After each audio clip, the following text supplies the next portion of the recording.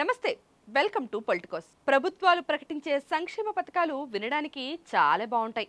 కానీ అకౌంట్లోకి పైసలు జమ కాగానే జనాలు కూడా ఫుల్ ఖుషి అవుతారు. కానీ మీకెప్పుడైనా ఓ డౌట్ వచ్చిందా?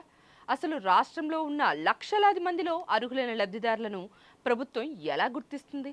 అసలు ఈ పథకాలన్నింటికి వేల కోట్లు, లక్షల కోట్ల రూపాయలు డబ్బులు ప్రభుత్వం ఎక్కడి నుంచి తెస్తుంది? దీని వెనుక ఉన్న అసలు సీక్రెట్ ఏంటి?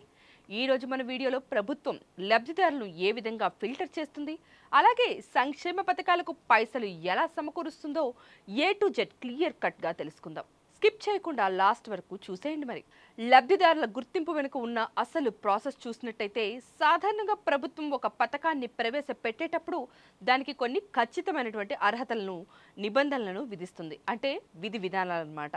లబ్ధిదారులను గుర్తించడానికి ప్రభుత్వం దగ్గర ఒక పక్కా నెట్వర్క్ కూడా ఉంటుంది. మొదటగా దరఖాస్తులను స్వీకరిస్తారు. ఆ తర్వాత వాటిని క్షేత్ర స్థాయిలో పరిశీలించడానికి గ్రామ, వార్డు, సచివాలయ సిబ్బందిని లేదా ప్రత్యేక అధికారులను కూడా రంగంలోకి దించుతారు.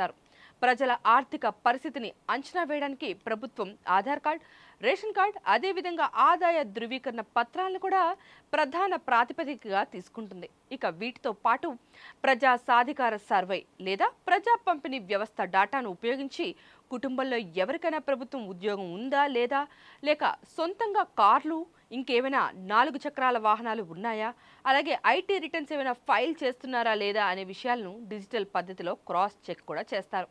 అంతేకాదు, ఒక కుటుంబానికి ఎంత సాగు భూమి ఉందనే విషయాన్ని ధరణి లేదా భూమి రికార్డుల ద్వారా ఆన్లైన్లోనే వెరిఫై కూడా చేస్తారు. ఈ ఫిల్టరేషన్ ప్రాసెస్ అంతా పూర్తయిన తర్వాతే అర్హులైన వారిని ఫైనల్ లిస్ట్లో ఉంచుతారు. ఇక అందరినీ వేధించే అసలు ప్రశ్న ఏంటంటే, ప్రభుత్వానికి ఈ పథకాలన్నీ నడపడానికి డబ్బులు ఎవరిస్తారు అని. దీనికి ఒకటే ఒక సింపుల్ ఆన్సర్: ప్రజల నుంచి వచ్చే పన్నులే ప్రభుత్వానికి ప్రధాన ఆదాయ వనరు. ఇక మనం ఉదయం లేచినప్పటి నుంచి కొనే ప్రతి వస్తువుపై కట్టే జీఎస్టీ, పెట్రోల్ అండ్ మద్యంపై వచ్చే ఎక్సైజ్ సుంకాలు, రిజిస్ట్రేషన్ ఫీజులు, వాహన పన్నులు, అదేవిధంగా స్టాంప్ డ్యూటీల రూపంలో ప్రభుత్వ ఖజానాకు భారీగానే ఆదాయం వస్తుందన్నమాట. దీంతో పాటు కేంద్ర ప్రభుత్వం నుంచి రాష్ట్రాలకు వచ్చే పన్నుల వాటా, వివిధ గ్రాంట్లు ఈ నిధుల్లో భాగమవుతాయి. ఇక కేవలం పన్నుల ఆదాయం మాత్రమే కాకుండా ఈ పథకాలకు ఇంకా చాలా కూడా ఉంటాయి.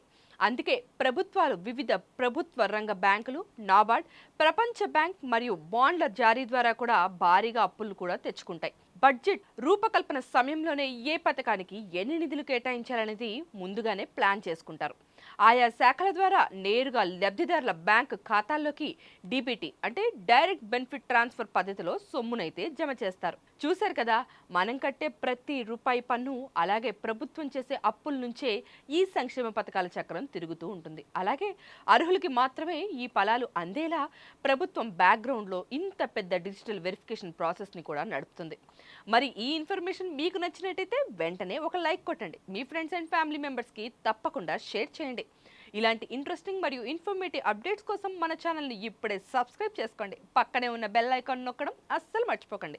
Thank you for watching. Signing off. Please subscribe to the channel and download the Politicos app from the links in the description.